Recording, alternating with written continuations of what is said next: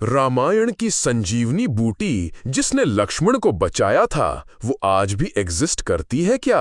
क्या हम उसे ढूंढ सकते हैं? सोचो, एक ऐसी जड़ी बूटी जो किसी भी मरीज को मौत के मुंह से वापस खींच लाए।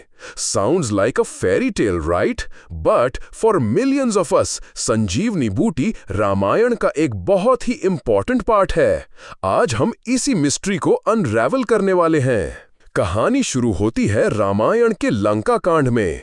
लॉर्ड राम और रावण की भयंकर युद्ध चल रही थी। एक मौके पर रावण के पुत्र मेघनाद ने अपनी माया से लक्ष्मण जी पर एक शक्तिशाली बाण चलाया। ये बाण इतना डिस्ट्रक्टिव था कि लक्ष्मण जी बेहोश हो गए और उनके प्राण संकट में पड़ गए। वैद्य सूषण, जो लंका से ही आए थे, उन्होंने कहा कि लक्ष्मण जी को बचाने का एक ही तरीका है, संजीवनी बूटी। ये बूटी हिमालय के द्रोणागिरी पर्वत पर मिलती है और सनराइज से पहले उसे लाना जरूरी था। अब इतने कम टाइम में इतनी दूर कैसे जाते? तब आगे आए पवन पुत्र हनुमान जी। उन्होंने अपनी इनक्रेडिबल स्पीड और स्ट्रेंथ से पूरा द्रोणागिरी पर्वत ही उठा लिया, क्योंकि वो संजीवनी को आइडेंटिफाई नहीं कर पा रहे थे। इमेजिन द सीन, पूरा पहाड़ लेके उड़ते हुए हनुमान जी। कितना मैजेस्टिक नजारा रहा होगा।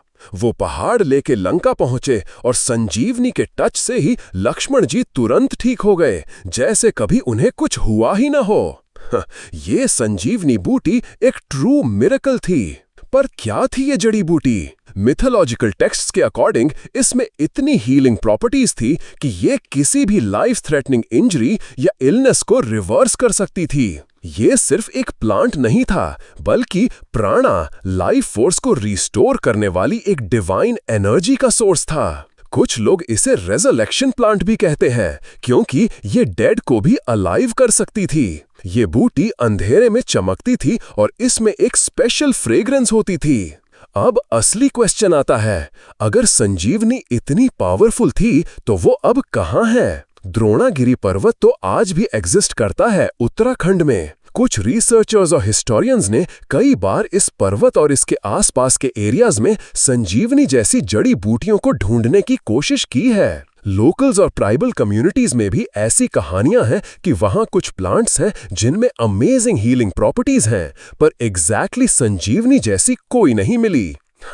मॉडर्न साइंस क्या कहती है इस बारे में? बॉटनिस्ट्स और साइंटिस्ट्स ने कई ऐसे प्लांट्स डिस्कवर किए हैं जिनमें एक्स्ट्रा ऑर्डिनरी मेडिसिनल क्वालिटीज हैं, जैसे कि सेलाजिनेला ब्रायोप्टेरिस, जिसे संजीवनी के नाम से भी जाना जाता है, स्पेशली इन आयुर्वेदिक कॉन्टेक्स्ट। ये प्लांट रिवाइव हो सकता है ड्राई कंडीशंस में भी। पर क्या ये वही संजीवनी है जो रामायण में थी?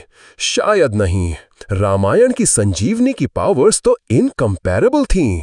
क्या संजीवनी का कॉन्सेप्ट सिंपली एक मेटाफर था, या वो रियली एग्जिस्ट करती थी? मे बी वो एक रेयर प्लांट था जो अब एक्सटिंक्ट हो गया है, या फिर वो इतनी हाई एल्टीट्यूड पे है जहां तक इंसान का पहुंचना मुश्किल है। कुछ लोग बिलीव करते हैं कि ये जड़ी बूटी सिर्फ दिव्य शक्तियों वाले लोगों को ही मिलती है, या इसका एग्जिस्टेंस अब सीक्रेट रखा गया है। इमेजिन, अगर संजीवनी बूटी आज मिल जाए तो मेडिकल साइंस में कितनी बड़ी रेवोल्यूशन आ सकती है। Cancer, incurable diseases, major injuries, सबका इलाज हो सकता है। But for now it remains one of the greatest unsolved mysteries of our ancient texts. तो आपके हिसाब से संजीवनी बूटी आज कहाँ मिल सकती है? कमेंट्स में बताओ।